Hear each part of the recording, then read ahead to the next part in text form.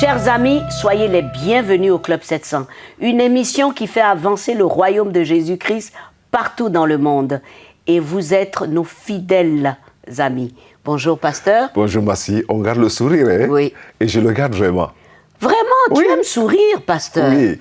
Et je voudrais encourager tous nos amis du Club 700, gardez le sourire. Le pasteur Raymond Kofi et Massi pour vous servir dans votre émission préférée du Club 700. Voici le grand témoignage du pasteur Caleb. Après une enfance terrible de fauteuil de troubles partout où il passait, il se retrouva dans une pirogue face à un avenir incertain. Mais une surprise divine l'attendait quelque part. Suivez. Debout dans cette pirogue, Esaïe Yao Kwame, dit Caleb, se souvient de son enfance difficile où il quitta l'école pour exercer le métier de pêcheur de poissons. Un souvenir encore vivace en lui. Puisque je ne pouvais plus continuer à l'école, il m'a été demandé de rejoindre un oncle qui était pêcheur. Nous avions des pirogues et nous partions à partir de 3 heures du matin sur l'eau. Ce n'était pas une petite affaire, comme on le dit. Et je devais vendre les poissons et le soir, quand vous retournez, il faut refaire les filets et puis à 15 heures, vous retournez encore. Et c'était là notre routine. J'ai expérimenté ce qu'on appelle l'endurance sur l'eau. L'endurance. J'ai épousé un caractère vraiment d'un homme accompli à partir de cette expérience sur le Bandama. Après cette endurance sur le fleuve Bandama, le jeune Caleb est appelé par son père pour travailler dans les champs de coton. À côté de mon père, j'ai fait 2 ans dans les champs de cotonniers et autres. Et nous avons travaillé durement. Mon père était fier de moi. J'étais son homme de main. Surprise! À la demande de son oncle maternel, Caleb quitte enfin le village pour la grande capitale où il apprend un autre métier. Mon oncle, qui était carreleur, a demandé que je reste avec lui pour apprendre le carrelage. Alors, j'ai été son apprenti pendant 11 ans. Si vous connaissez Abidjan, vous pouvez certainement voir ces immeubles. D'abord, il y a le stade Félix Houphouët-Boigny. Tout le carrelage dans le stade Félix Houphouët-Boigny, c'est nous qui les avons faits. Maintenant, Caleb affranchi, carreleur professionnel, rêvant d'un meilleur avenir, fait subitement la rencontre qui changera totalement le cours de sa vie. Alors qu'un jour, je revenais du travail, je rencontre un jeune brigand, il s'approche de moi et moi j'avais le cœur battant. Pourquoi? Parce que je l'avais vu dans un maquis avec des machettes et entouré d'un groupe de gangsters et il en était le chef. J'étais vraiment terrorisé.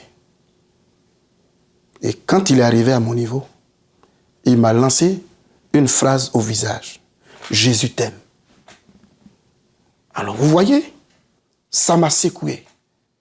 Et il a commencé à me parler de Jésus mieux que mon pasteur. Leur jour de réunion, c'était le mardi.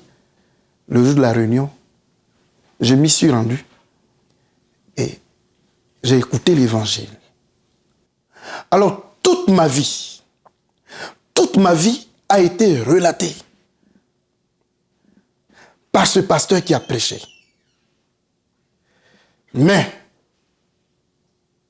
si cet homme de Dieu n'avait pas dit cette phrase à la fin de son message, je sortais directement pour aller me suicider.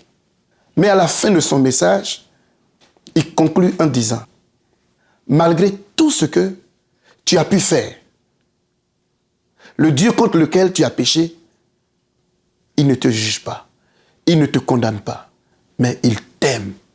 Il t'aime et il veut te sauver. J'ai dit, waouh! Dans ce que je suis là, il y a quelqu'un qui m'aime encore. J'ai été l'un des premiers arrivé devant la chaire.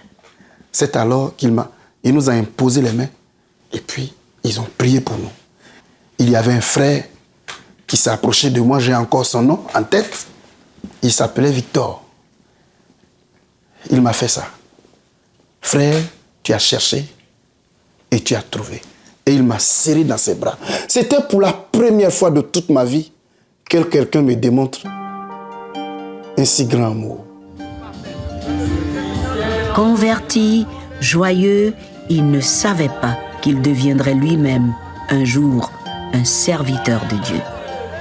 Après ma conversion, la lecture de la parole de Dieu, la prière et l'évangélisation, en tout cas, étaient nos activités au quotidien.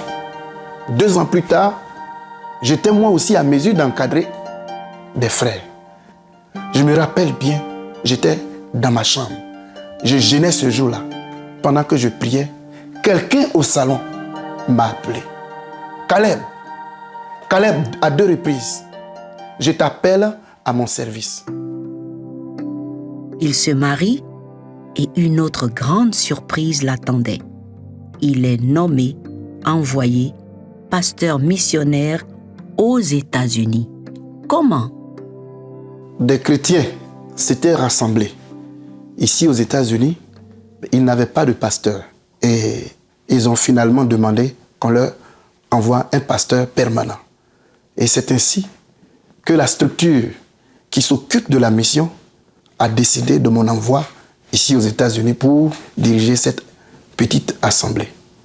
Et c'est l'église du Tabernacle, située à Dickere, qui nous a accueillis, et avec le pasteur Marc, qui s'est disposé à nous recevoir, en nous donnant une salle. Et actuellement, je vis ici aux États-Unis avec mon épouse. Et ça fait combien d'années que vous êtes aux États-Unis? Cela fait 8 ans que je suis aux États-Unis. Actuellement, on est content de nous retrouver en famille dans l'église. Et c'est la paix qui règne. Les frères aiment le Seigneur, ils vivent une vie de sanctification. La communion fraternelle est au point et on se mobilise pour évangéliser de nouvelles âmes. Jésus est bon. Plus que bon. Alors, qu'est-ce que vous avez à dire à tous ceux qui vous écoutent, qui ont écouté votre témoignage depuis le commencement? Je veux m'adresser à toi. Je m'adresse particulièrement à toi. Jésus est l'ami de tous ceux qui sont rejetés. De la poussière, il retire effectivement les pauvres pour les emmener, pour les faire asseoir avec les grands. Regardez, quelqu'un qui est parti de zéro, comme moi. C'est des choses qui font honte pour certaines personnes. Mais moi, ça me fait plaisir de parler de ma condition pour honorer celui-là qui a fait tout ce grand travail pour moi. Je vous exhorte, ne vous découragez pas. Allez-y, allez-y dans l'église la plus proche de votre maison. En tout cas, donnez votre cœur à Jésus. Écoutez sa parole et faites ce qu'il vous dira. Un jour, vous rendrez le même témoignage que je suis en train de vous rendre. Ne désespérez pas. Jésus est effectivement la solution aux problèmes des hommes. C'est encourageant. Ah, pasteur, ça, c'est un témoignage. C'est très encourageant, ça. Un témoignage de la grâce infinie et de l'amour de Dieu, inconditionnel, et surtout des desseins de Dieu qui s'accomplissent, quels que soient les tourments. C'est surtout la transformation de la personne, hein, Oui. du pasteur Caleb, et le parcours. Hein, Oui. Quand on regarde, lorsqu'il décrit tout ce parcours-là pour arriver là où il est. Oui. On l'a sorti de l'école parce qu'on dit on ne peut pas compter sur quelqu'un comme ça. Ah bon? On le met dans une pirogue chez un oncle, il pêche du poisson et du jour au lendemain, il se retrouve caroleur et puis une histoire extraordinaire. Aujourd'hui, ce qui est intéressant, Massi, c'est qu'on ne peut pas compter sur un homme comme ça. Mais Dieu pouvait compter sur lui. Exactement comme pour l'apôtre Pierre. Oh, ah oui, magnifique. C'est exactement la même chose. Oui. Très versatile, Oui. très bouleversé, très remuant ainsi, mais c'est sur lui que Jésus avait posé sa main et a transformé cet homme. de pêcheur de poissons à pêcheur d'hommes. Et ça, c'est formidable. Oui. Peut-être tu es en train de regarder cette émission, tu te dis, Est-ce qu'il y a de l'espoir pour moi? Oui, il y a de l'espoir pour toi. Dieu aime les poubelles. Notre Dieu, il aime les poubelles. Et quand il va à la poubelle, il sort quoi? Des diamants. Garde l'espoir en Jésus, mon ami. Garde l'espoir en Jésus. Mais ne nous quittez pas. À tout de suite.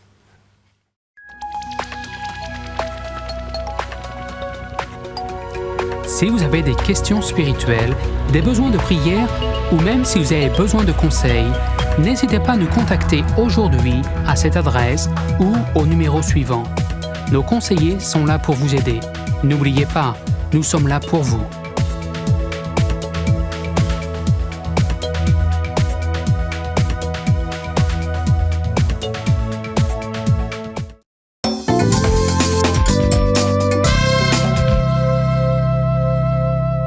Les amis, merci de nous retrouver au Club 700 pour cette émission enrichissante. Voici l'histoire de Bernie Miller. Il était une star dans les années 70 et 80 aux côtés des grandes comme Tina Turner, ceux comme Michael Jackson. Il avait tout, l'argent, le succès, tout ce que vous pouvez imaginer. Mais il avait perdu le goût à la vie. Il ne savait plus quoi faire jusqu'à un jour où il s'est retrouvé devant la télévision. Qu'est-ce qui s'est passé? Regardez. Bernie tomba amoureux de la radio le jour où il apporta le journal dans une station de Baltimore, Webb. Il y attira l'attention de James Brown, qui lui demanda d'enregistrer un message d'intérêt général. Bernie n'avait que 15 ans. Il devint accro. Je n'étais qu'une voix. J'adorais me retrouver derrière un micro sans être vu, pour faire et dire des choses de manière à encourager les gens. À 20 ans, Bernie vivait ses rêves les plus fous. Travaillait dans une des 3 meilleures radios de Chicago. C'était un véritable tourbillon de succès, d'argent et de glamour. Dans ce milieu de la radio, je vivais à 100 à l'heure. Il y avait la drogue, des tas de groupies, mais aussi beaucoup d'argent. Ce que vous faites de tout cet argent est une chose, ce que vous faites avec vos groupies, c'est une autre affaire. Je faisais venir des prostituées et avec des amis, nous prenions et même abusions de la drogue. C'est aussi un monde de requins et j'ai dû m'y faire.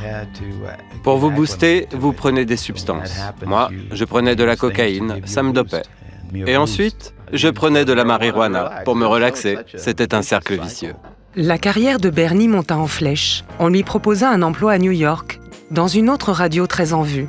En même temps, il se mit à composer des titres comme « I Can't Stand the Rain », rendu célèbre par Ann Peebles et Tina Turner.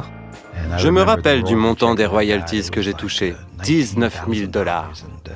De ma vie, je n'avais jamais vu autant d'argent en une fois. Et j'ai évidemment tout dépensé en drogue. En 1987, Sony Records lui offrit un poste de vice-président chez A&R, Artistes et Répertoire. À son tableau de service, Michael Jackson, Luther Vandross et d'autres. Son salaire à 6 chiffres et son budget à $1 million avaient tout pour le satisfaire. Un jour pourtant, Bernie réalisa que quelque chose lui manquait. Après 1 an environ, je me suis réveillé en me disant « C'est tout ? J'ai travaillé toutes ces années pour arriver ici et je sens que quelque chose manque. Je ressentais un vide dans ma vie. La nuit précédente, j'avais regardé un film X. Je ne sais pas si j'ai roulé sur la télécommande en dormant, je n'en ai aucune idée, mais en me réveillant ce matin-là, quand j'ai allumé la télé, il y avait le Club 700. Un homme à l'écran était en train de dire « Il y a quelqu'un qui souffre en ce moment. Dans ta vie, tu es parvenu au succès, tu as fait tout ce que tu voulais faire, mais tu sens qu'il te manque quelque chose. Je voudrais te dire que ce quelque chose qui te manque, c'est Jésus. Il a expressément placé ce vide dans ta vie et lui seul peut le remplir. » Sans y réfléchir à 2 fois, je me suis mis à genoux et j'ai demandé au Seigneur de venir dans ma vie pour me sauver. Ma personnalité a complètement changé par la suite. Je n'avais plus le désir de faire les choses que je faisais d'habitude. J'ai demandé au Seigneur de faire disparaître toute envie de cigarettes, d'alcool et de toute autre substance. Je ne voulais plus en avoir besoin. Et il l'a fait. À partir de ce moment, tout a changé dans ma vie. Après avoir donné sa vie à Christ, Bernie trouva difficile de continuer son travail au sein de la maison de disques. L'année suivante, Sony décida de ne pas renouveler son contrat et Bernie Miller alla s'installer à Chattanooga pour devenir présentateur dans une radio chrétienne. Par la suite, Bernie alla au séminaire et devint pasteur à temps plein. Tous les disques d'or, toutes les célébrités que j'ai connues, cela ne représente rien pour moi, comparé à la relation que j'ai découverte en regardant le Club 700. À tous ceux qui souffrent, je veux dire, il vous suffit de chercher Jésus.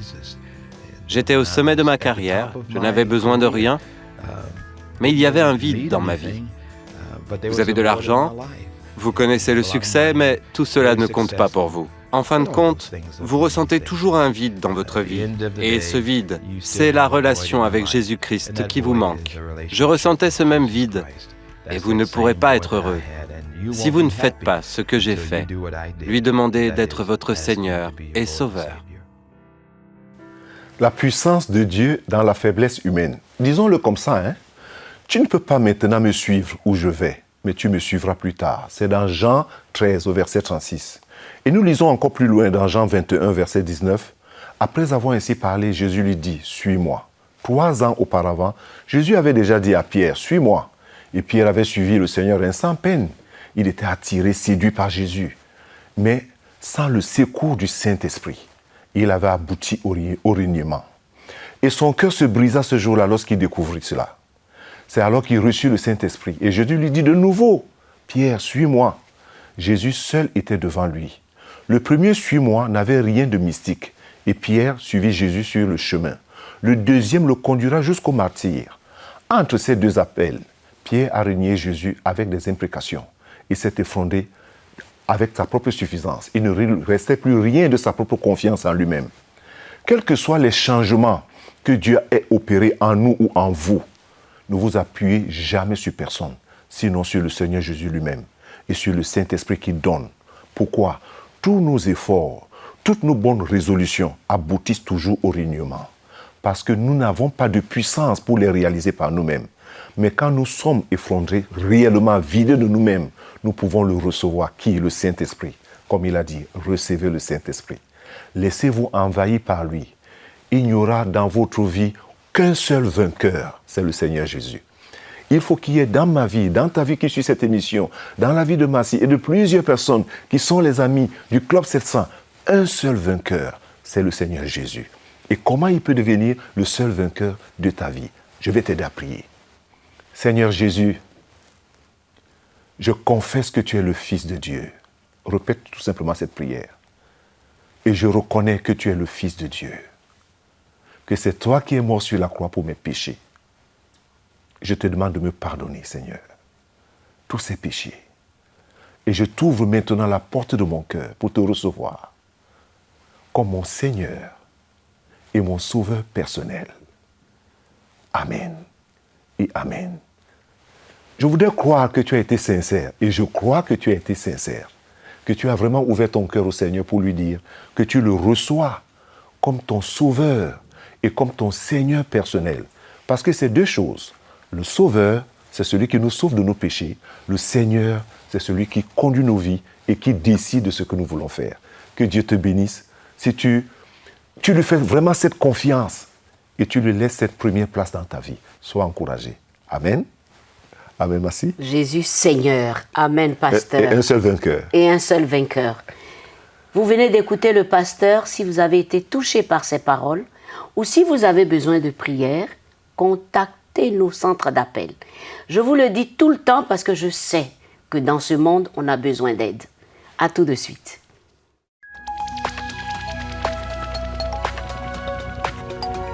Si vous avez des questions spirituelles, des besoins de prière ou même si vous avez besoin de conseils, n'hésitez pas à nous contacter aujourd'hui à cette adresse ou au numéro suivant. Nos conseillers sont là pour vous aider. N'oubliez pas, nous sommes là pour vous.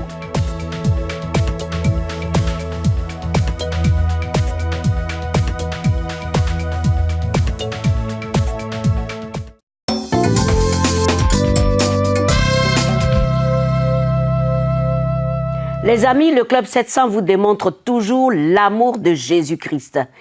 Et ce cher James a compris très tôt qu'il n'allait pas sombrer dans la mentalité de victime. Alors qu'est-ce qu'il a fait? Il a écrit ce qu'il a appelé « victime zéro » ou « zéro victime ». Vous voulez savoir comment et pourquoi? Regardez. James Ward savait exactement ce qu'il voulait faire dans la vie. J'avais eu d'excellents résultats en musique et j'avais aussi un grand sens des affaires. Je comprenais le côté entrepreneurial de la musique, son côté économique. C'était à vrai dire mon objectif. Je voulais être le nouveau Quincy Jones ou le nouveau David Foster. Je voulais devenir un grand producteur. À 22 ans, il était bien parti pour y arriver. Batteur talentueux, il était sans cesse sur la route avec son groupe de jazz. Un soir, son objectif changea brutalement. Je ne l'oublierai jamais. C'était à Boston. Nous venions juste de terminer une soirée avec le groupe dans lequel je jouais. Il y avait du monde, on buvait, on fumait le cigare. Et soudain, j'entends la voix du Seigneur. Je n'en ai pas douté un instant. C'était une des fois où j'ai entendu le Seigneur me parler de manière très autoritaire.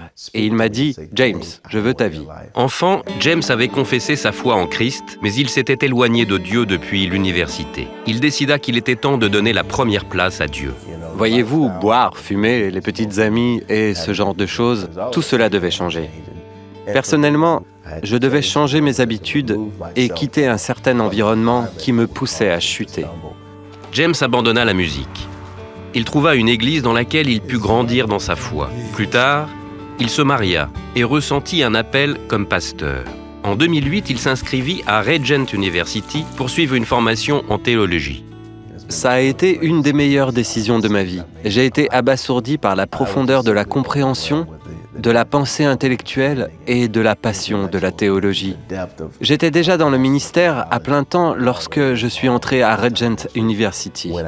Mais ma formation a enrichi et élargi ce que je connaissais déjà. Si les médecins doivent se former au plus haut degré pour offrir le meilleur service possible, pourquoi les pasteurs et les prédicateurs ne devaient-ils pas se former intellectuellement pour offrir le meilleur dans leur ministère auprès du peuple de Dieu? Aujourd'hui, James est le pasteur d'Inside Church, près de Chicago. En 2014, il écrivit « Zéro victime », qui reflète sa passion d'aider les autres à vaincre la mentalité de victime. La mentalité de victime, pour moi, c'est une pensée conditionnée. C'est se voir comme la victime des injustices, des pensées, des paroles ou actions négatives des autres. L'idée germa suite à sa propre expérience en tant qu'enfant à Tuscaloosa, où beaucoup accusaient les autres de leurs déboires. J'ai grandi du côté sud de la ville, qui était connu pour être le côté des Noirs. Dans cette partie de la ville, il était commun de penser que les Blancs étaient tout, sauf de votre côté, et qu'ils étaient la cause de beaucoup des difficultés que nous avions. Lorsque James arriva dans sa nouvelle école, en 3e, il s'attendait au mieux à rencontrer de la discrimination, au pire à se faire maltraiter. Au lieu de cela, son année fut excellente. La mentalité zéro victime doit d'abord se développer en vous. C'est le seul moyen d'amener l'harmonie des races, l'harmonie des genres, l'harmonie ethnique dont notre pays a tant besoin. James dit que l'exemple parfait a été donné par Jésus-Christ. Je m'émerveille quand je pense que le seul homme véritablement innocent qui ait marché sur la terre a été victime de la plus grande des injustices. Il a été crucifié, et non pas pour ses péchés, mais pour les péchés des autres. Je pense réellement que la mentalité zéro victime est en fait la mentalité de Christ lui-même. Et c'est ce dont l'Amérique a besoin plus que jamais. C'est maintenant qu'il faut que l'Église brille. L'Évangile doit être prêché maintenant. Les solutions présentes dans la parole de Dieu doivent être exposées, car elles seules peuvent convenir face aux difficultés que notre pays rencontre. C'est un grand bravo. Un grand bravo, parce que on sombre tellement très vite dans ce côté pitié de soi. L'apitoiement de soi-même. Oh oui. Et vu son environnement, il a été très, très courageux. Oui, surtout que cet apitoiement de soi, lorsqu'on sombre, c'est parce qu'on s'ouvre à... Comment dire ça? C'est-à-dire qu'on pense qu'on est toujours une victime. Oui. On se sent toujours victime, Non, et puis les autres vous aident à faire ça. Oui, et puis... Le rejet des autres, le refus de collaborer facilement parce que vous avez une couleur de peau, ou bien parce que vous êtes pauvre, ou parce que vous êtes... Mais il a levé les yeux vers la bonne direction et la bonne personne. Oui. Là-haut. Là-haut. Et aujourd'hui, le changement et la transformation, c'est si évident. Et ce qui est intéressant, c'est qu'il va partout. Et il partage cela avec les autres. Et ça aide. Et ça aide à sortir de cette mentalité-là. Vous n'êtes pas victime. Le Seigneur est fidèle. Amen, et il vous aime. Amen, merci. Et c'est vrai, le Seigneur vous aime, vous n'êtes pas victime. On va aller aux questions-réponses avec votre ami préféré, le pasteur Kofi. Une question assez triste aujourd'hui, mais qui a sa solution grâce au Seigneur. Merci. Bonjour pasteur, je suis étudiant. Je suis séropositif, mais j'ai pu avoir un enfant sain. Je crois que c'est une dame, elle est étudiante. C'est pourquoi elle a pu accoucher d'un enfant sain. J'ai arrêté de me droguer en croyant fermement que Dieu peut me guérir. Pouvez-vous prier pour moi? Oui, merci. Et même en priant, je voudrais dire à la personne et à d'autres personnes que Dieu honore la foi de ceux qui lui font confiance. Et j'aime bien la façon dont elle pose le problème, dit qu'elle croit. Elle croit vraiment. C'est cette foi-là que Dieu va honorer, que Dieu peut faire la différence. Absolument. Oui, tout à fait. Et on a beaucoup d'émissions dans ce genre-là où Dieu a déjà guéri dans le site, des personnes. Donc, ils peuvent aller sur le site oui. et écouter et voir ces témoignages-là pour être fortifiés et croire. Que le Seigneur le fait. Voilà. Tout à fait. Alors, nous allons prier. Oui. Seigneur, ta parole est la vérité. Et nous te présentons ces personnes. Oui, Seigneur. Premièrement, cette personne qui demande cette prière maintenant même. Oui, Seigneur. Parce que tu es fidèle. Oui, Seigneur. C'est toi qui honores la foi de ceux qui te font confiance. Oui, Seigneur. Parce qu'elle croit que tu peux la guérir. Oui, Seigneur, tends ta main et produis ce miracle dans sa vie. Non seulement dans sa vie, mais dans la vie de plusieurs qui, en ce moment, Seigneur, sont devant leur écran de télévision et suivent cette prière. Au nom de Jésus, recevez votre guérison. Amen. Parce que Dieu est fidèle. Oui, Seigneur. Honore ta parole, Seigneur. Amen. Amen. Et amen. Amen. Soyez guéris au nom de Jésus. Amen. Alors, merci, pasteur. C'est encourageant. Hein? C'est très encourageant. Oui. Et surtout de les dire, de garder la foi et la confiance au Seigneur. Et persévérer. Tout à fait. Les amis, merci de nous avoir suivis tout au long de cette émission. Vous avez vu beaucoup de choses. Vous pouvez nous écrire, vous pouvez aller sur notre site, vous pouvez vous connecter sur Facebook et vous pouvez visiter nos bureaux régionaux et vous pouvez souscrire en devenant ami du Club 700. Jésus vous aime, nous vous aimons et rendez-vous la semaine prochaine. Au revoir, pasteur. Merci. Que Dieu vous bénisse.